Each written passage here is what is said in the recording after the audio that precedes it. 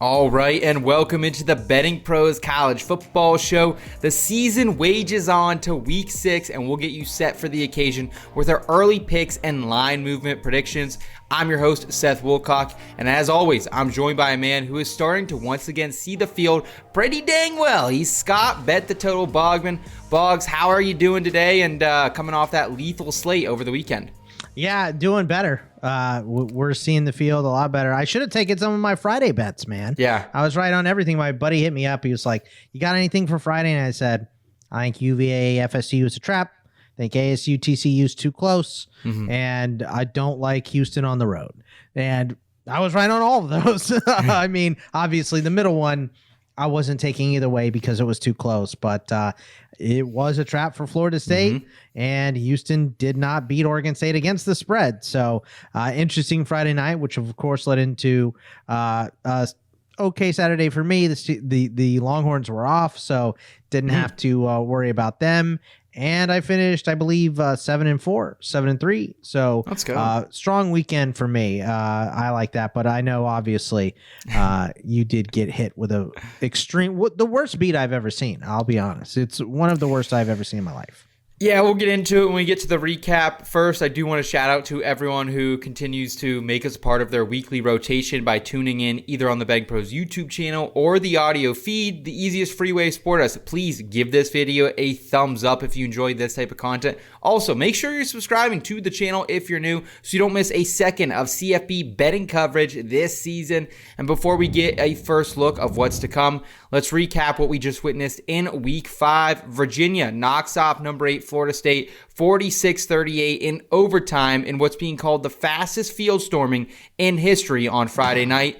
Arizona State, they hold serve 27-24 against number 24 TCU. Number 23 Illinois, they bounce back 34-32 over number 21 USC. Number 13 Ole Miss gets a big win for Lane Kiffin over number 4 LSU 24-19. Number 16 Texas A&M defends College Station 16-10 over Auburn. Number 1, Ohio State walks out of Washington with the win and cover 24-6.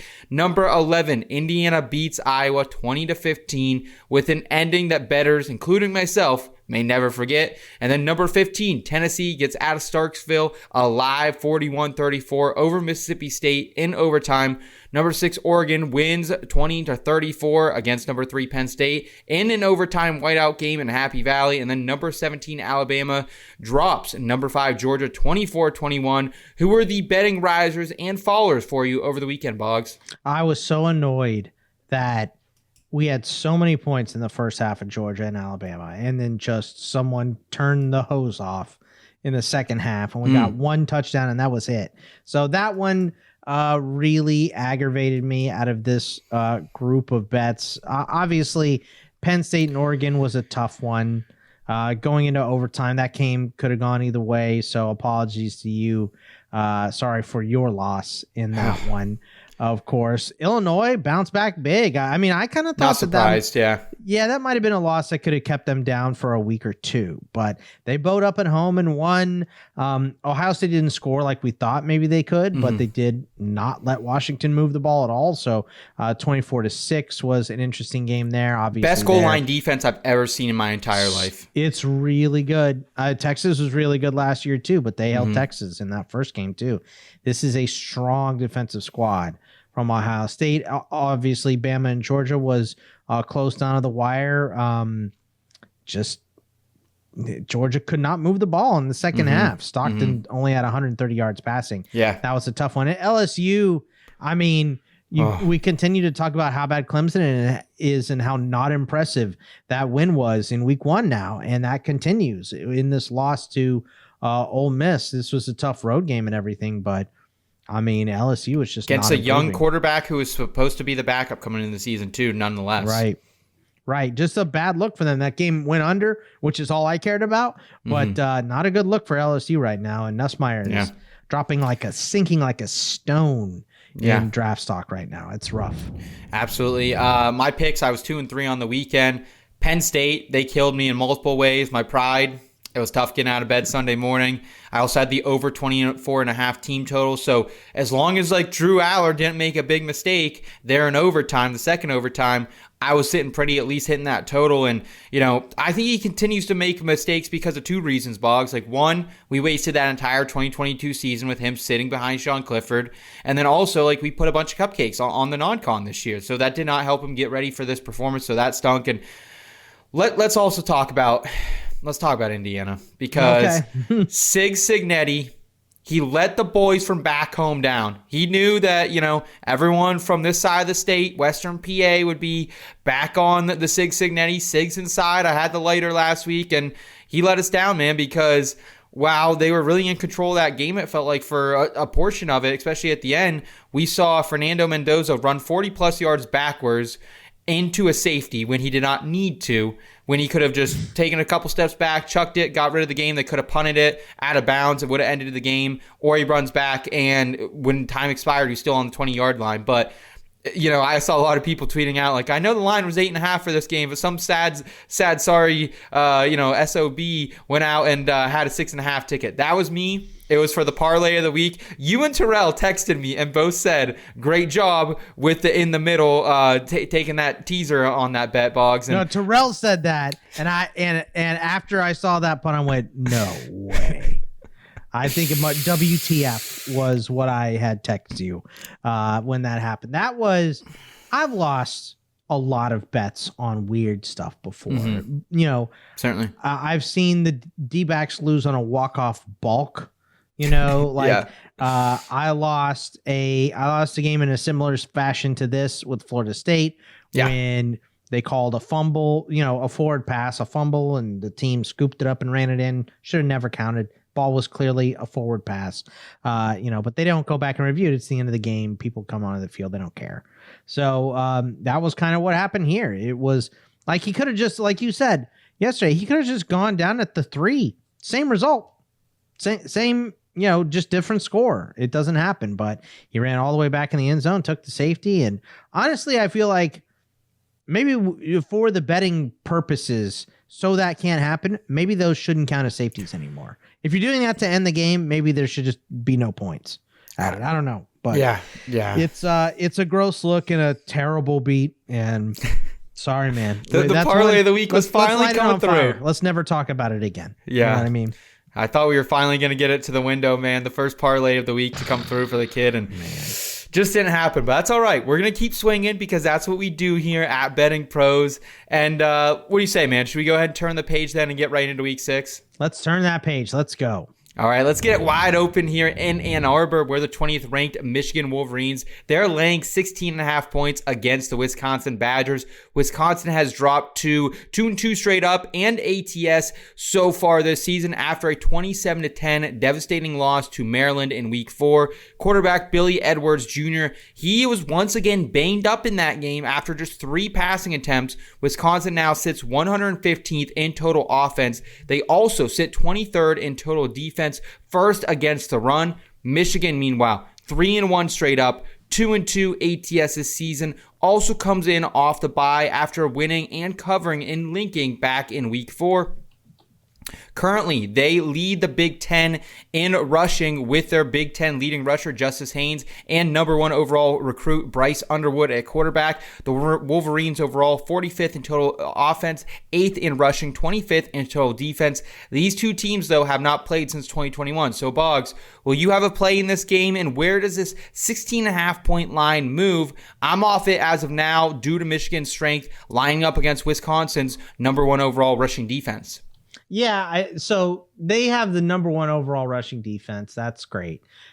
They haven't played a great rushing offense yet. Even Alabama hasn't been running the ball. Yeah, they had no Jam Miller in that game, yeah.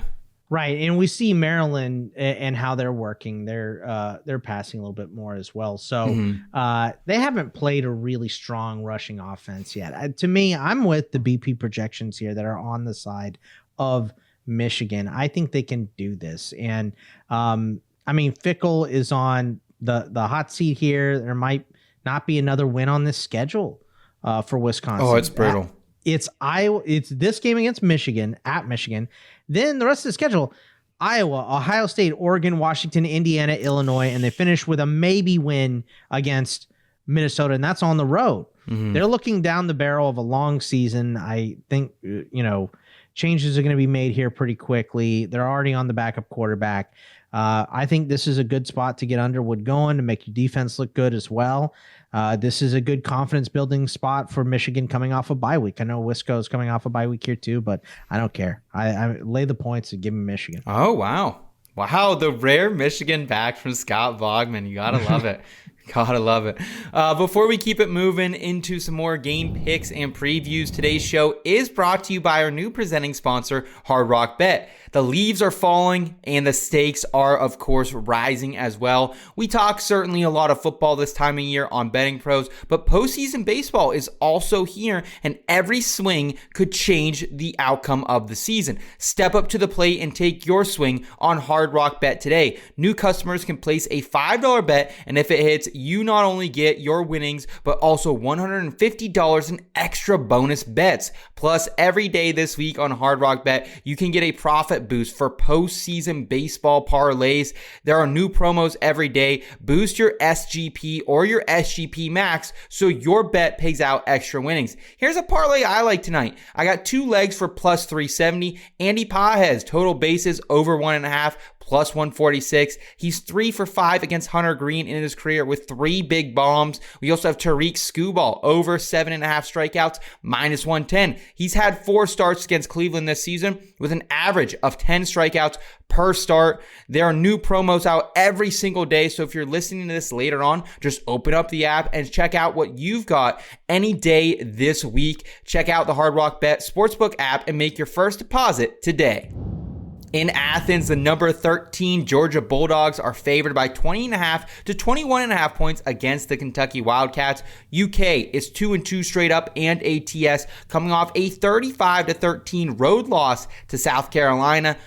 Cutter Boley, he is expected to be back under center here. Big Zach Calzada back on the bench. Either way, though, this is still the 97th ranked total offense, 103rd team in total defense as well. Georgia, meanwhile, 3-1 straight up, but 0-4 Bogs ATS this season, coming off a 24-21 loss to Alabama at home. Kirby Smart's boys are 48th in total defense, 38th in total offense, and just absolutely atrocious through the air this season as well. Georgia hasn't lost to Kentucky since 2009, but they did fail to cover last year, winning 13-12 in a thriller in Lexington. So Boggs, is 21.5 points too much for you? And will you have the opportunity maybe to jump on this later the week in a better number maybe? I mean, maybe. I don't know. Like, do you want to pick either one of these teams, though, Seth? I They're personally combined don't. 1-7 against the spread. Yeah, I'm personally good on it. Yeah. So I don't think I really like this game. Plus, you talked about it, what we saw last year. And I think that's why we've already seen the total move down a couple points already, is because people remember this. This was a low-scoring scrap in Kentucky last season. So Kentucky bows up on Georgia. Georgia tends to play down to a team once a year as well. I don't know that it's going to be here. The under is probably the safest play. Both teams are playing at a middling pace. Kentucky is struggling on offense this year, specifically with the quarterback position. Obviously, Calzada was awful. Boley has not been good. They had 232 total yards against South Carolina last week. So maybe under 13.5 for Kentucky is a decent play, or under, I think it's 34.5 for Georgia. I think both of those are what I would like here. Maybe even the under on the total already, even though it's coming down already and it's already kind of bumping up against our projections. So maybe pick a team to go under and take that. Did you see Danny Cannell's tweet about the SEC quarterbacks, Boggs?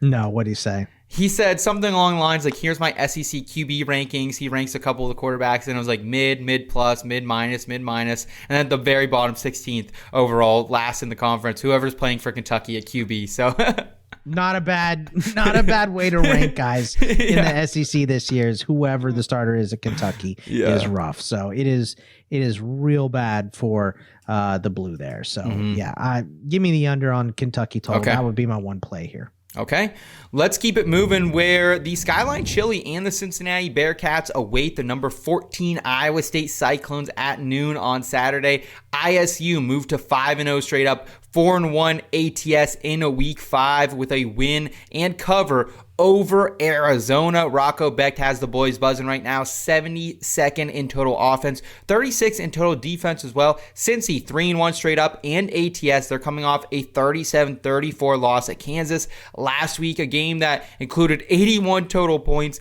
1,200 combined yards of offense. Redshirt junior quarterback Brendan Sorsby, he's been terrific, man, combining for 14 touchdowns, just 1 INT for the kid as well. He's also third in passing efficiency and second in completion percentage among Big 12 quarterbacks right now. Overall, the Bearcats 17th in total offense, 65th in total defense.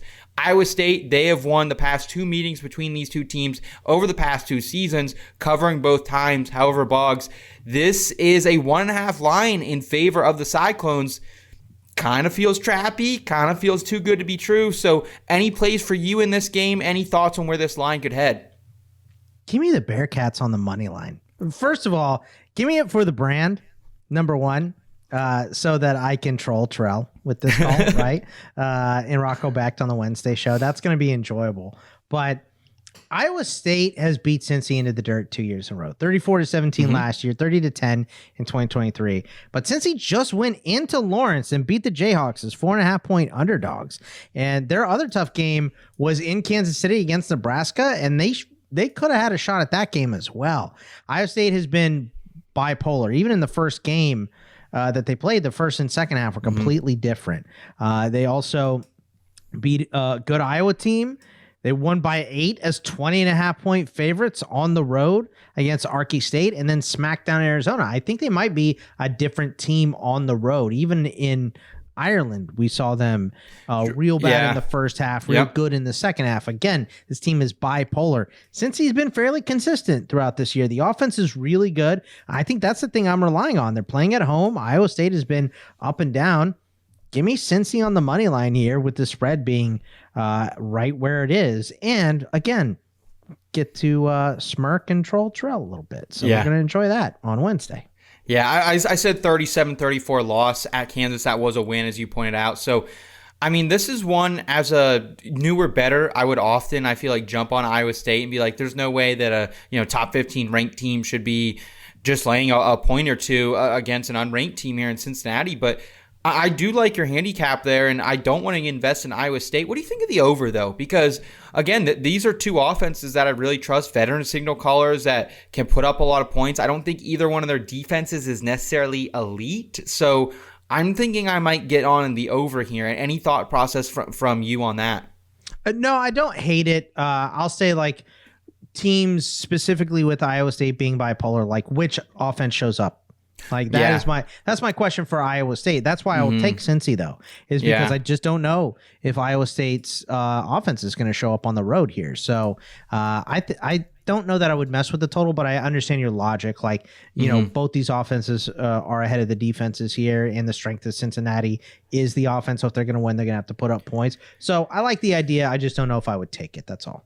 Yeah, I understand. I mean, Arkansas State on the road, they didn't perform well offensively. Iowa, that's always a pretty close, tight, low-scoring game. They didn't perform well on the road there either. So I kind of understand. The road game was Dublin. So, who knows? Yeah. Also in the noon slate is a little game between the Clemson Tigers and Bill Belichick's North Carolina Tar Heels. I think if game day was lining things up at the beginning of the season, they're hoping to potentially come here. However, Clemson, they began the season as an AP-ranked top 5 program, only to drop 3 of their first 4 games outright to the likes of LSU, Georgia Tech, and Syracuse. The Tigers' triggerman, Cade Klubnik, he has regressed in a big way this season. Just 6 passing TDs to 4 interceptions, putting their offense 85th in the country in total yards. UNC, we all remember they got embarrassed in their opener against TCU, 48-14. Things got away from them after that scripted drive, and things have not got much better for them either. They currently sit 2-2 straight up, 1-3 ATS, losing last time out 34-9 against UCF. Their quarterback situation has turned into a bit of a controversy as well here. Gio Lopez and Max Johnson, neither of them have looked particularly effective this season. Their Steve Belichick coach defense as well is ranked 59th in the country, but their offense, 132nd, Boggs, out of 136 teams, averages 266 yards per game. Is this a matchup that you feel we should be staying away from? Because for me, it feels like two washed up high school athletes scrapping at the bar in the parking lot after 3 Miller Lights. Like, so that being said, like, I'm really not interested in watching this game, but at the same time, 13.5 and 14.5 does feel like a pretty big line here, man. Yeah, does it? I don't know, man. I think North Carolina is garbage right now. Like, as bad as Clemson is, yeah. North Carolina is a circus show right now. So I think coming off a bye week that Clemson is going to be able to come in here and smack around North Carolina. That's what should happen, but it hasn't. So I hate this game. When I'm prepping for this game, I'm looking back and I'm going, we couldn't have chose anything else. And we pushed another game out to put this game in, and this game still sucks. So I don't like this one. It's a brand game. It's a brand game here. Yes, we have to talk about it. Let me say this. I'm going to probably take the team total under on Clemson until it doesn't pay. Yeah. So don't make it a big bet. Make it half a unit or whatever. But it's hit all the time. Clemson is not putting up points right now. That should change against UNC. But as you mentioned, it's more of the offense being bad. Now, we do worry about setting up short fields for Clemson and all of that. So, again, it's not my favorite bet. But if I'm picking anything in this game, I'm going to go under team total on Clemson. I believe it's 34.5 right now. So, wow. I mean, look, they're that. Bad. You know, it's actually 30.5. So still high for what Clemson has been doing this year. So they struggled against Troy. I think the North Carolina defense can give them some trouble. And if you do get a bow up game from North Carolina, it's going to be closer than the spread too. So I hate the spread. Just give me under 30.5 for Clemson until we see that offense look better. Okay. We've also got a top 25 matchup in Tuscaloosa where the 10th ranked Alabama Crimson Tide are laying 10.5 to 11.5 points on the 16th ranked Vanderbilt Commodores. Vandy picked up its 5th straight win of the season against Utah State on Sunday, but actually failed to cover for the first time by just a single point. Diego Pavia currently leads the SEC in passing touchdowns and passing efficiency as well. The Commies are therefore 14th in total offense, 12th in total defense as well to boot. And after an embarrassing loss to Florida State to open things up, Bama has rallied back very nicely. 3 straight wins, 3 straight covers, including last week, winning 24-21 in Athens against Georgia. Their triggerman, Ty Simpson, he has come on quickly here, totaling 13 touchdowns, no interceptions. The Tide are currently 37th in total offense, 19th in total defense, but they have had, at the same time, the 7th toughest strength of schedule this season, so playing good opponents. Everyone remembers Vandy's 40-35 upset in this matchup, I think, a year ago. It resulted in that goalpost making its way down into the river. So could we see something similar this year, Boggs? And does this current line make sense to you? Look, I'll say this. I wasn't the biggest on Vandy coming in. I even bet against them, I believe, week 2. But they made me money the last 2 weeks in a row. I really like what this Vandy team is doing. And I think we have a fresh memory of this team beating Alabama straight up. But I think what we're forgetting is that the last 3 weeks of Bama have been a let's shake off this Florida State and loss and start looking good. And by the way, you aren't looking past Vandy. When you get beat, and it's the most embarrassing thing to happen to your school in years and years, I think that you're not shaking that off. You get them at home here as well. I'm going to be on the Alabama side, but I think the public loves to fade Alabama, specifically because they've been good for years, and they aren't. They're coming off a big win. A lot of people are going to tell you about a letdown spot. I don't think that's a possibility because, again, Alabama remembers what Vanderbilt did to them last year. So I think you see a focused Alabama team come in here, and if they are focused and if they are rolling downhill, they just went to Georgia and beat them. I don't think Vandy's going to come in and challenge them. So to me, I'm going to lay the points and take Bama at home, but I think the public might funnel money towards Vandy because they're just a fun team and they're really good right now. So wait, this line is kind of right where it should be. So wait, see which way it goes. If it goes up over 2 touchdowns, I'll take Vandy on 2 touchdowns, but if it comes back below double digits, give me Alabama all day. So I think Bama's going to win this game. I think we saw their offense put it on Georgia a little bit. Georgia's defense is down. I understand that, but I still think they're better than Vandy. So, give me Bama. I'll lay the points, but I want this one to come back down a little bit. Okay, let's go ahead and shift to the Swamp for another SEC banger with the 9th-ranked Texas Longhorns laying 6.5 points on the Florida Gators currently. Texas is 3-1 straight up, but only 1-3 ATS this season, and its only cover came in Week 4 against Sam Houston State, maybe the worst FBS team in the country right now. And while it certainly hasn't been the start to the season for anyone that we would think that Arch Manning could provide, he has still combined for 14 total touchdowns, 3 interceptions, and he has had to kind of pick up the workload on the ground game as well. Trey Wisner and CJ Baxter, they've been both dealing with some injuries. Texas currently 41st in total offense, 4th in total defense, though. Florida, they fell off the wagon in Week 2. They lost to UCF as 18.5-point favorites at home. They have not gone back on that wagon either. They've dropped 2 more straight up and ATS in Baton Rouge and South Beach. Their sophomore quarterback, DJ Lagway, currently leads the SEC in interceptions with 6 and has the offense ranked 113th in the country. However, their defense still charting as a top 25 unit as well. So, Boggs, is Texas at this key number of 6.5 a gift from the gambling gods? And should we be all in on it this week? I mean, I don't hate saying that and taking the Longhorns because Florida has looked rough, specifically on offense to start the season. So I don't know how you could possibly trust the Gators at all. But how can you trust Texas right now? The one hard game that they played it against Iowa State, and then it's all cupcake since. They haven't had a tough game here. And they've been stacking Arch's stats on the backs of some bad opponents. So I don't really trust the Texas offense either. Even if they got the running backs back?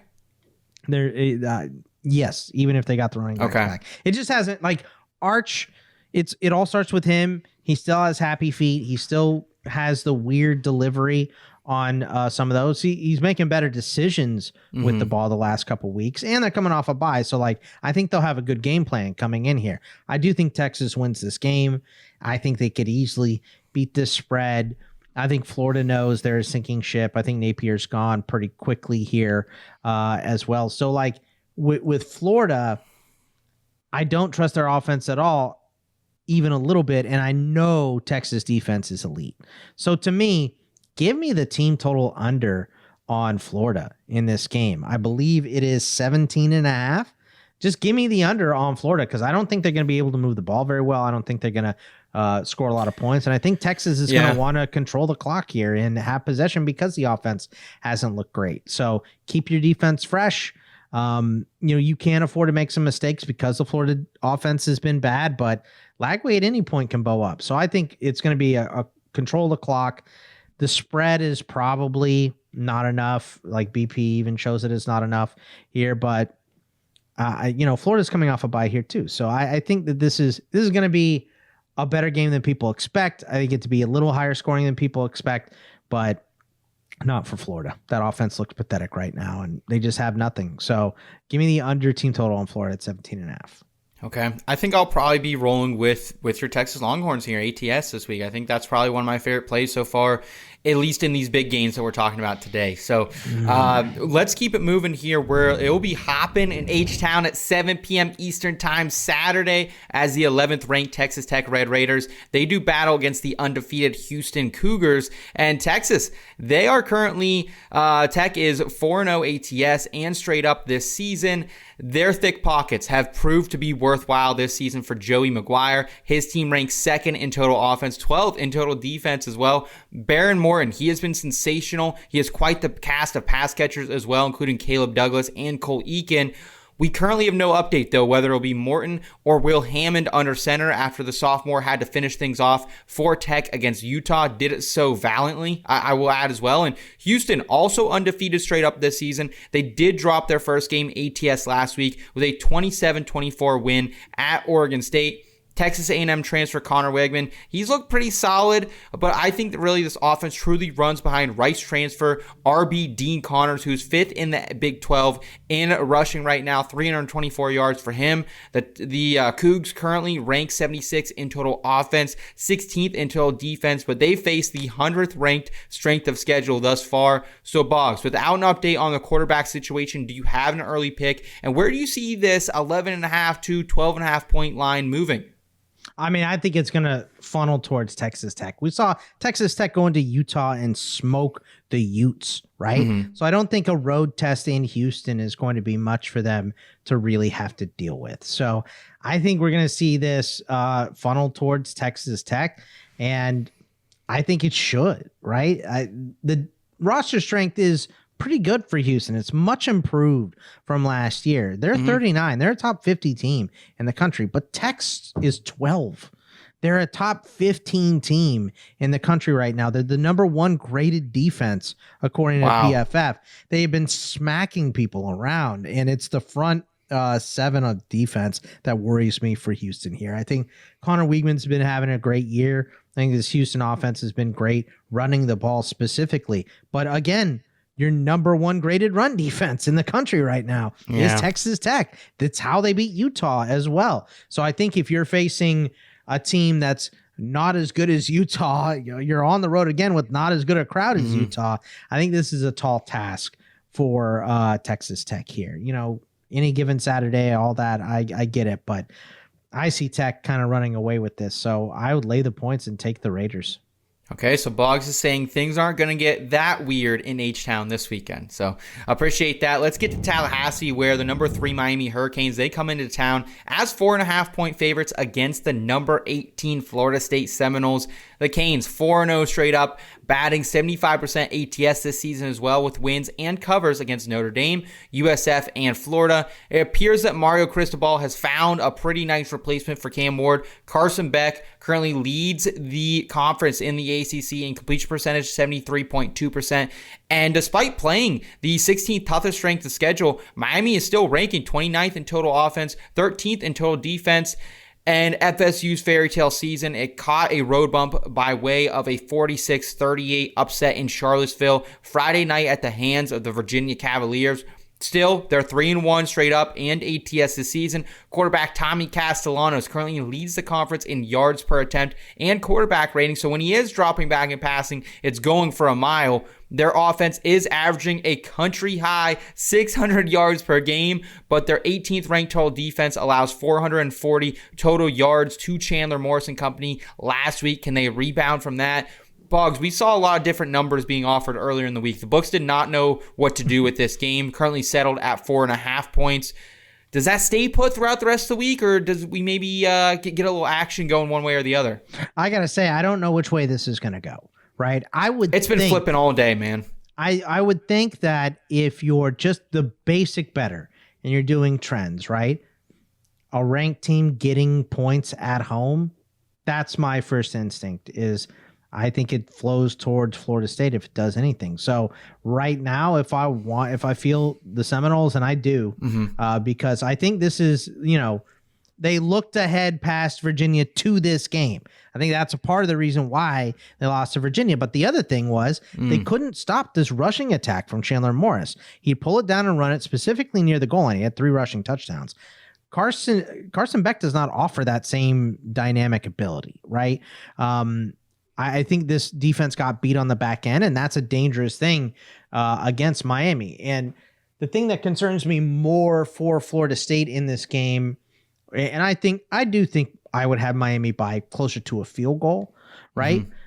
Is the defense, the front seven of this Miami team. But I also, I don't know that they have faced a team like Florida State yet. We saw Florida State push around Alabama, right? So I think that's going to be a much more intense matchup, and I don't think it's going to flow one way or the other on every play. Now, a big play can break that either way. Ruben Bain can get in there and wreck the whole game for Miami. But also Florida State has made some massive plays on offense. So This one is very coin flippy.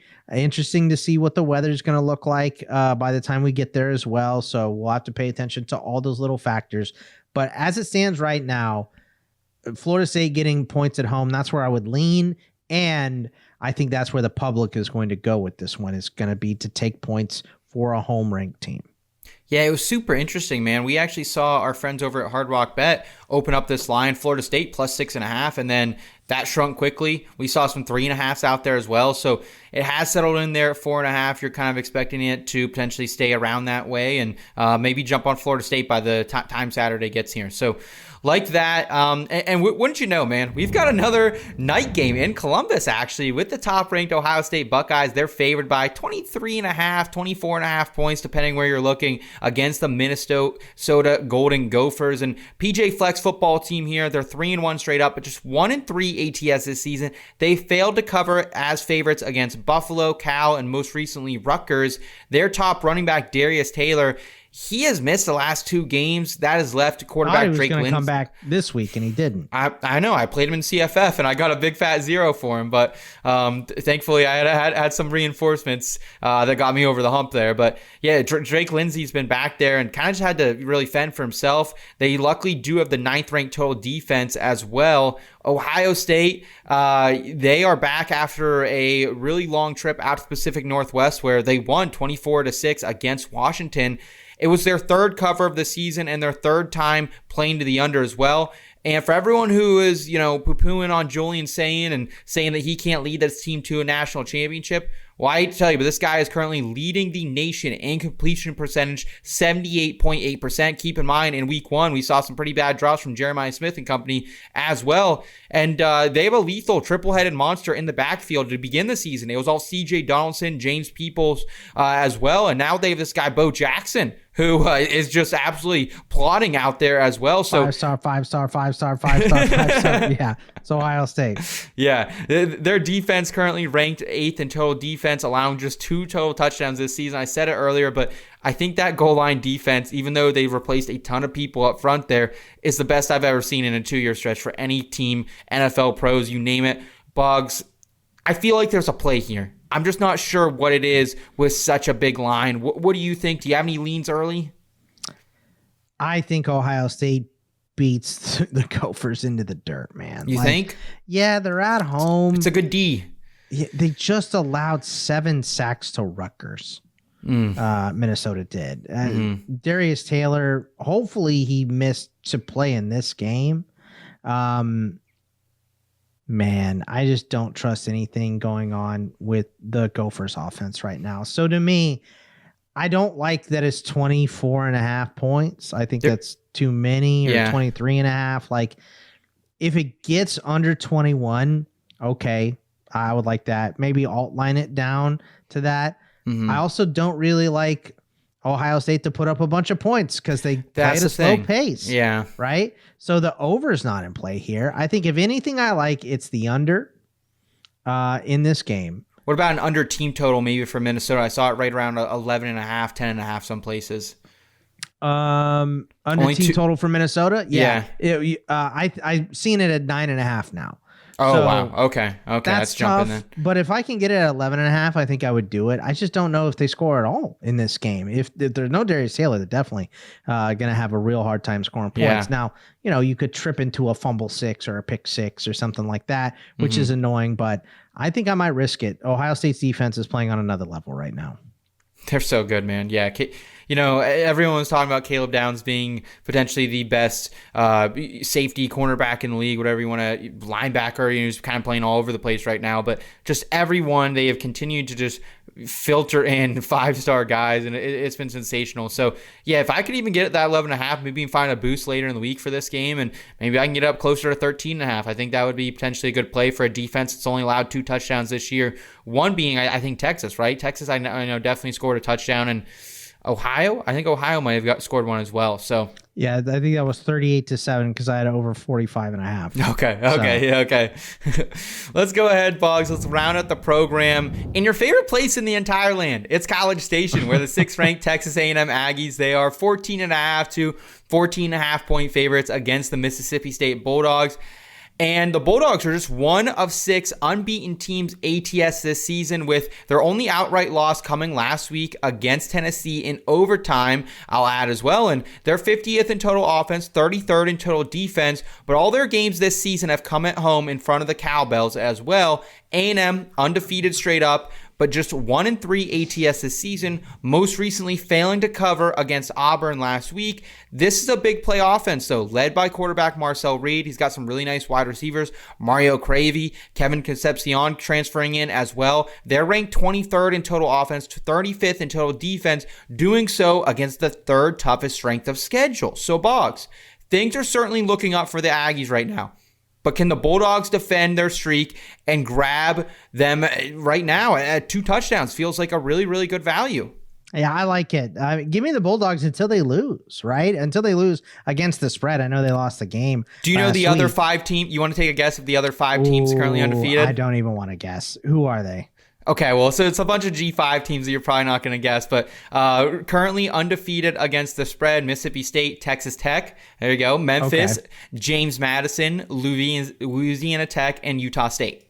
Louisiana Tech, I should have known, because they've been good. They've had a couple really good ones there, but yeah, that it's an interesting list for sure. And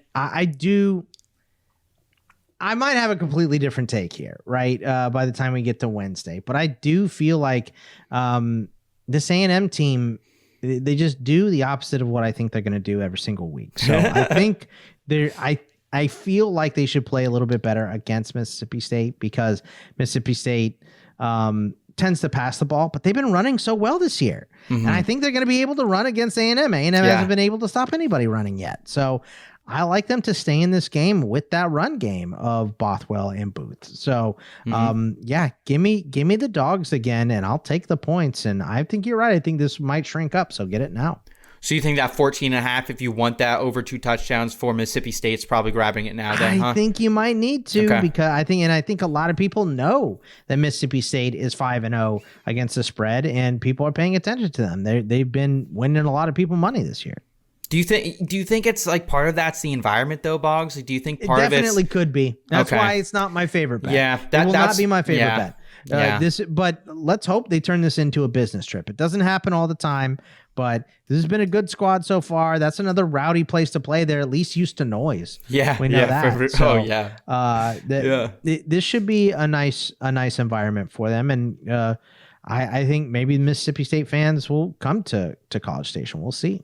Yeah, be fun, man. Well, that will do it for us on this early picks episode of the Betting Pros College Football Show. Still to come later this week and every week right here on the BP YouTube channel and audio feed. Our picks and predictions episode with Terrell Furman Jr., Boggs' best bets, and our parlay picks. I'm getting one this week. I'm getting it. I'm back for revenge, baby. Let us know down in the comments below your favorite Week 6 picks. And while you're here, make sure you're smashing that like button and subscribing to the channel if you're new. For Scott Bogman, I'm Seth Woolcock. Take care, y'all. Welcome.